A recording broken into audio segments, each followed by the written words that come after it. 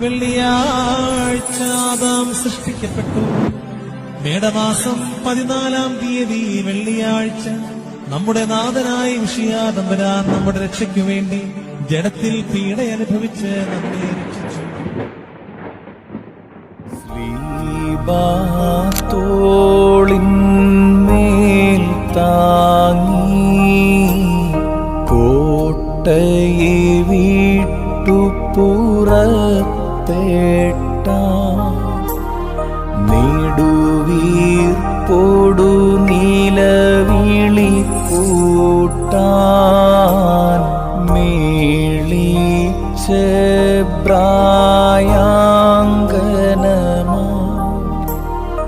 അറിയുന്നോരെ വരുമൊന്നീ ചകലത്തായി നിന്നാൾ ജനനി ബഹുസങ്കടവും വ്യാകുലവും പൂണ്ടവൾ പ്രാവുസമം കേണു